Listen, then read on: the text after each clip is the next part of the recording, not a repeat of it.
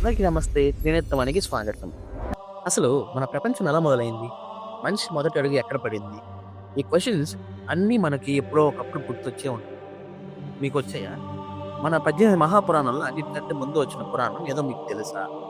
మనకున్న 18 మహాపురాణాల్లో మొదటిది the mother of all Puranas అని పిలువబడే పురాణం బ్రహ్మ పురాణం. దానినే మనం ఆది పురాణం అని కూడా అంటారు.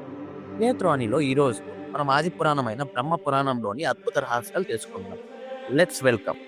బ్రహ్మపురాణంని సాక్షాత్తు బ్రహ్మదేవుడు మారీచి మహర్షికి ఉపదేశించిన జ్ఞానమే ఈ బ్రహ్మపురాణం.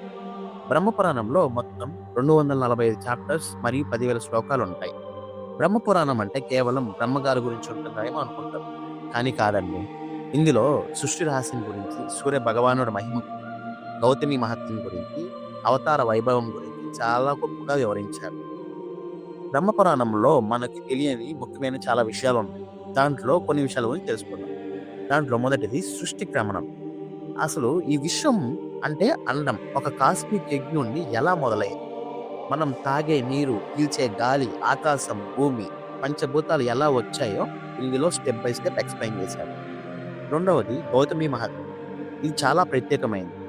దక్షిణ భారతదేశంలో పేరు గావించిన మన గోదావరి నది గురించి ఇందులో ఒక పెద్ద భాగమే అంకితం చేశారు. గోదావరి నదిని దక్షిణ గంగా అని ఎందుకంటారు? ఆ నది గట్టున ఉన్న పుణ్యక్షేత్రాల గురించి బ్రహ్మ పురాణంలో ఉన్న డీటెయిల్స్ ఇంకా ఏ పురాణంలో లేవు. సూర్య భగవానుడి మహిమ.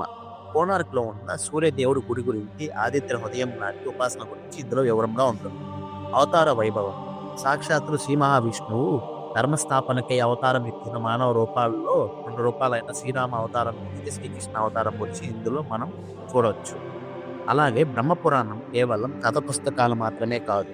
మనం ఈరోజు పాటించాల్సిన ధర్మం గురించి, అలాగే కర్మ గురించి కూడా చెప్తుంది.